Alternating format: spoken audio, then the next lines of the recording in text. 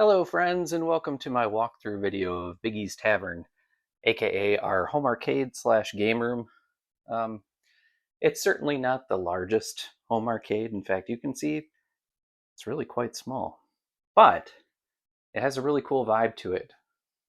It's dimly lit, looks kind of dated, crudely finished, has kind of a dive bar aesthetic to it, I think.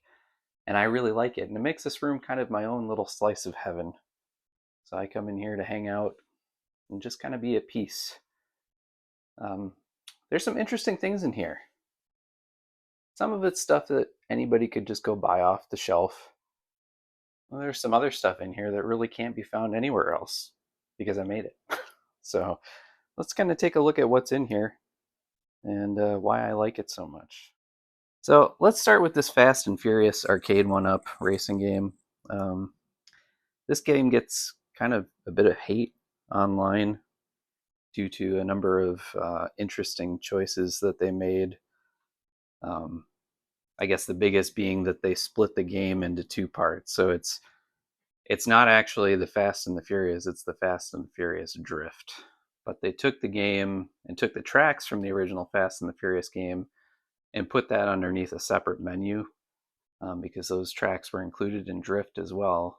So I guess to make it look like they had two games instead of one, they divided the tracks out between two different games in air quotes. It's kind of an odd marketing choice. Personally, I would have rather that they had just kept them together so that they were all within one menu system. But it's still fun. The other thing is, the side art has that Mitsubishi Eclipse from the movie on it, but that's not present in the game. That doesn't bother me at all because I don't really look at this as a Fast and the Furious game. I look at it as a cruising game. And I'm a big fan of Cruisin' World and Cruisin' USA and Cruisin' Exotica and Cruisin' Blast. And really, that's what this game is. It's a cruising game. So the omission of the Fast and the Furious cars doesn't bother me at all. Um, what I like is it just feels like cruising. And also, it seems that they weren't able to secure the licensing rights for some of the vehicles in Drift. So you also see that, some of the cars are not available to select in them, which is understandable. I mean, not only did they have to secure the licensing right for the game, but they also had to get rights from the car manufacturers. So if they weren't able to do that, it just kind of is what it is. But importantly, the gameplay remains super fun.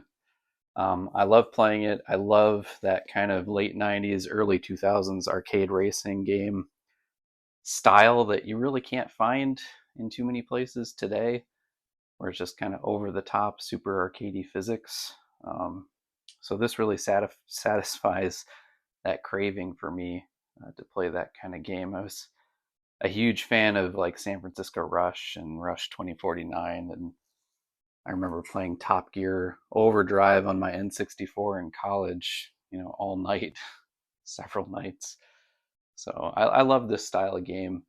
It's super fun. And really, if you go to like Dave and Buster's today, for example, or Round One, and you see Raw Thrill's latest Fast and the Furious arcade game, which is huge and has really cool full motion seats and whatnot. Um, while this doesn't offer the full motion seats, it certainly provides the same kind of over the top arcade racing gameplay. All right, so moving on, we have kind of our bar slash Lego area. My wife and I are big fans of Lego, so these are just some of the recent builds that she and I have done.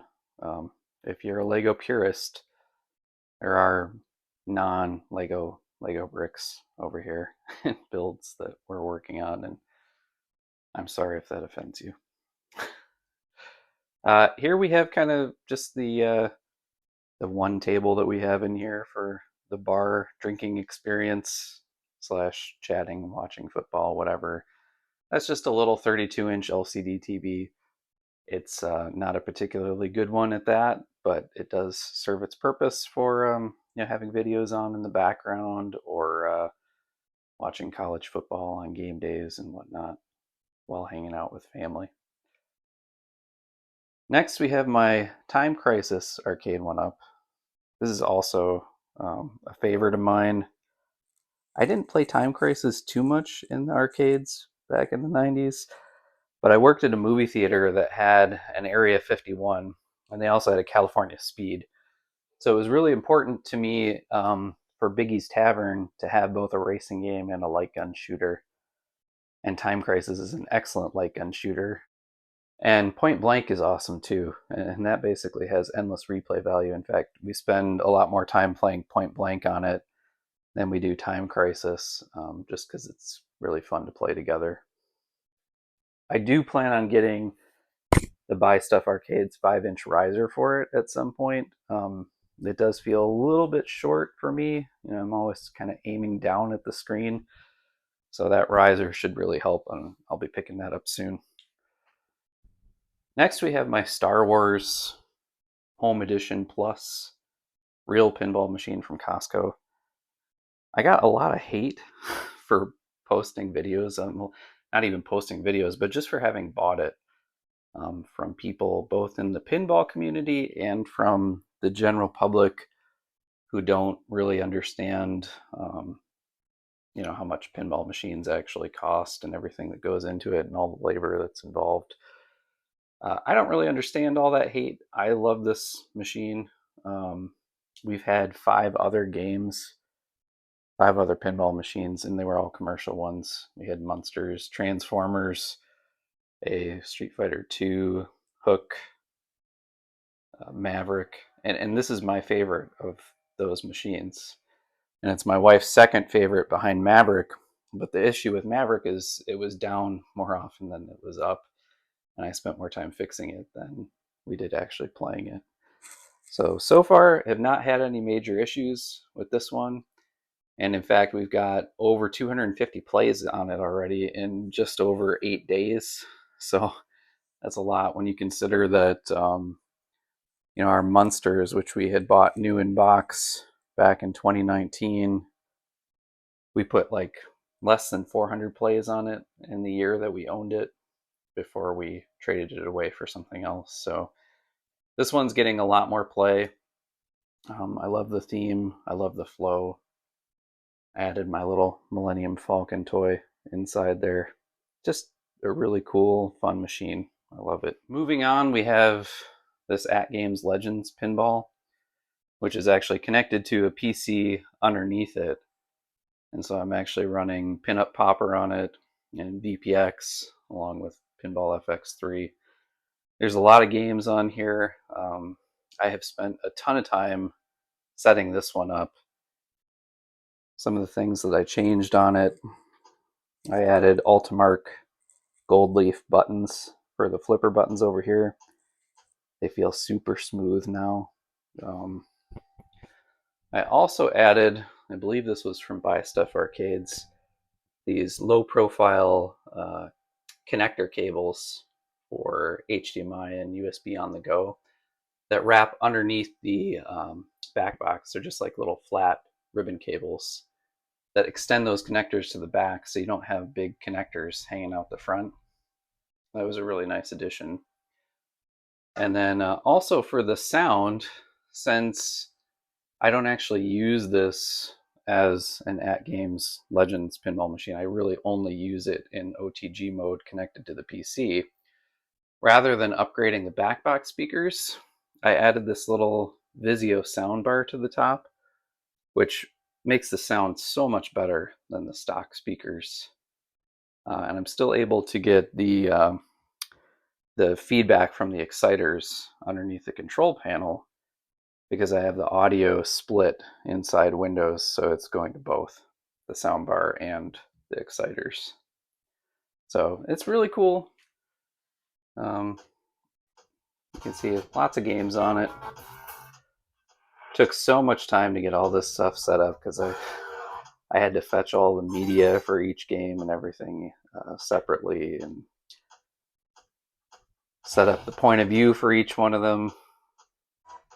If it was a game that doesn't have an actual plunger on it, but they were expecting you to do something with a fire button. I had to change that to the lock bar button in the code since I only have that set up. So yeah, it's super fun. It's a good way to play some of the older machines that we don't have anymore. One downside with this is there is definitely some noticeable flipper lag, even after doing a number of configuration changes to try to improve that, including adding a powered USB hub and changing some of the NVIDIA settings and the NVIDIA control panel and whatnot. It's really noticeable when you go from the real pinball machine over to this. If you were playing exclusively on this thing, your muscle memory would adapt to that and you get used to it and it's no big deal. But when you go from zero flipper lag on the real thing over to this, it definitely takes some getting used to. And it's not like that on the games that are built into the cabinet. It's only like that via OTG. So probably at some point I will end up gutting this thing, just doing away with the at-games internals altogether, upgrading the monitor, and just connecting it directly to the PC, not bothering with OTG at all. It could use a better monitor anyway. I mean, I don't mind the 1080p resolution, but the color saturation and the black levels could definitely be a lot better. Okay, so next, what looks like it could have been a bastardized Miss Pac-Man machine is in fact it's never been a Miss Pac-Man machine. That is a machine that my dad and I built from scratch as a woodworking project together. We actually made two of them because when I was little, he used to love Pac-Man and would play it religiously. In fact, I remember falling asleep to the sounds of the Atari 2600 Pac-Man almost every night for quite a while. And if you're familiar with that game, you know that the Atari 2600 version of Pac-Man is terrible. And the sounds in it are really kind of offensive, I think, compared to the actual arcade game. Later on, we got an Atari 800 XL computer, and that had a much better version of Pac-Man on it, so I was really happy when we got that. But anyway, my dad and I spent the better chunk of 5 weekends putting two of these cabinets together from scratch. And we basically went online, and I'll add some cutaways to photos of us working on it. But we went online and tried to find the dimensions for a Miss Pac-Man cabinet and tried to see if we could find pictures of how it was put together in terms of where the dados were and rabbits were. And we used that to inform how we built this one. So it's built very similarly and to the same dimensions of a real Miss Pac-Man cabinet. Obviously, the control panel is a bit different because that's wood rather than metal, and the way that we mounted the monitor is different since it's not a CRT, it's a LCD. And this thing, we built this in 2016.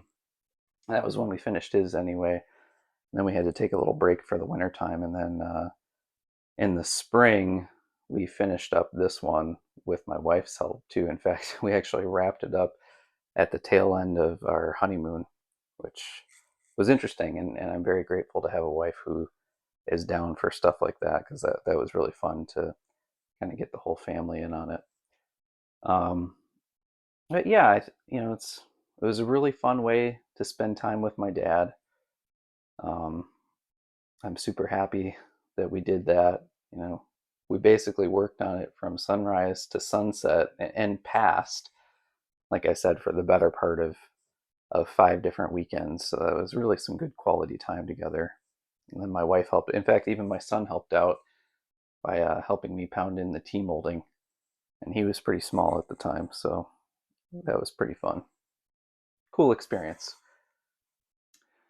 These were made specifically because I wanted a way to play 4-way games.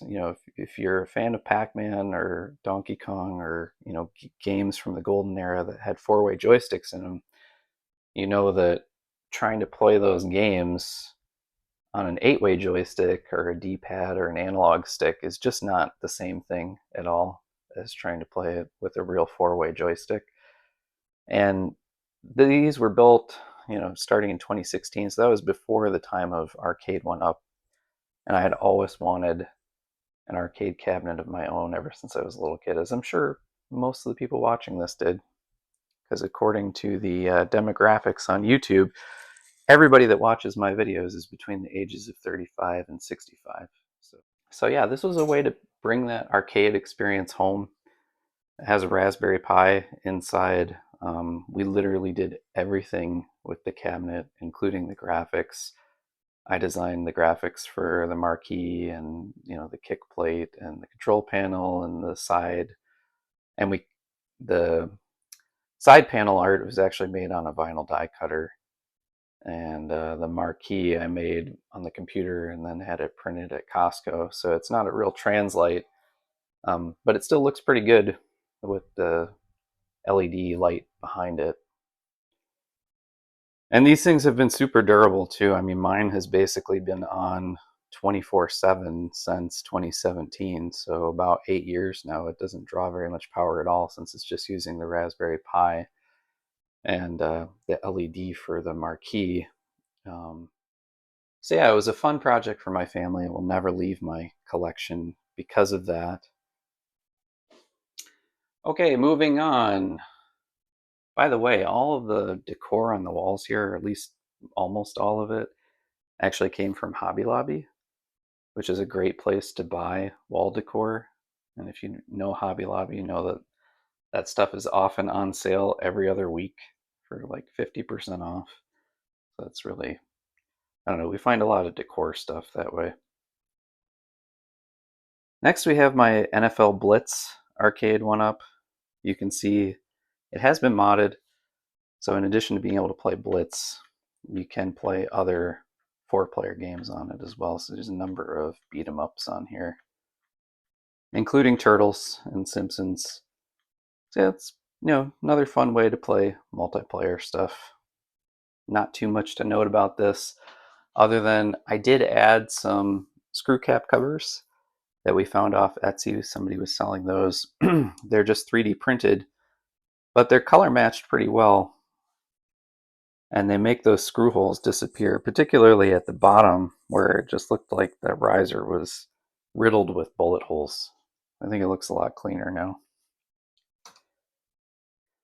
Next, we have one of my favorite pieces in here, and that is my iMac G3 DV from summer of 2000.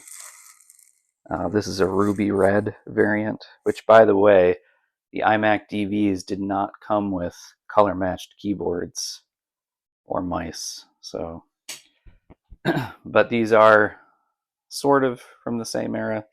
That keyboard's a little bit newer. It's my favorite keyboard, although it's basically a crumb collector.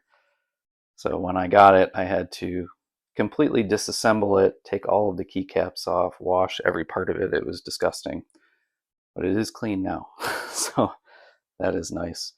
I love this. It reminds me of being in college. Take a look at this. This is Adobe Illustrator 8.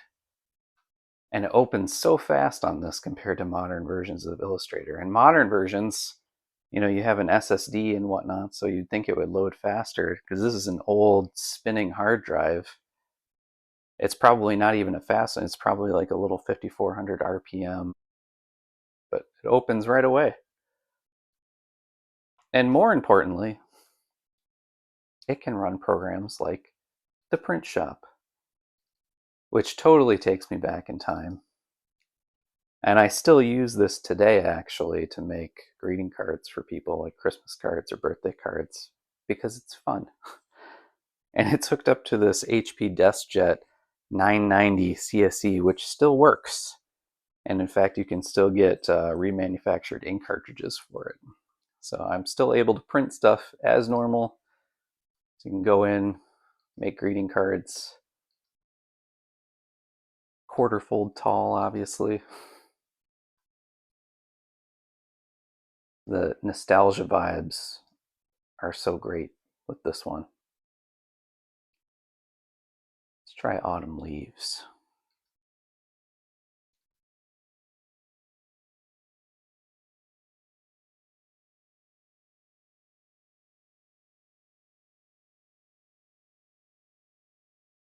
Yes, there we go. I love watching it render that too, how it draws it all in. Oh, so cool. I love it. Obviously, I have games on here as well, including a lovely version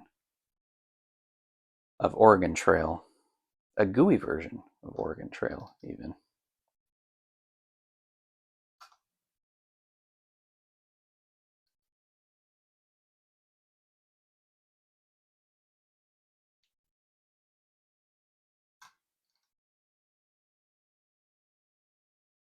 Oh, so wonderful.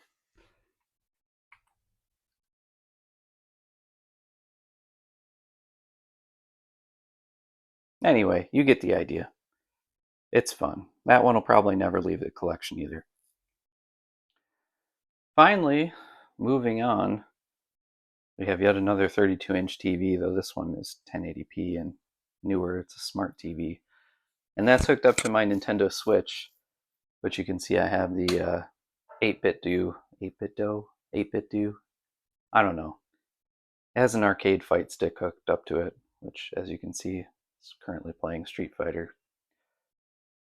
Yeah, I just wanted to make sure I covered all my bases. So we have a racing game, light gun games, real pinball, virtual pinball, ways to play the old school four-way games or four-way joystick games, plus four-player games on the Blitz cabinet, and fighting games.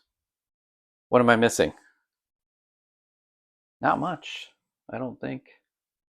We can kind of recreate that retro arcade aesthetic in here. And I think this room really captures that pretty well. So what do you think? What are we missing in here? What should we add?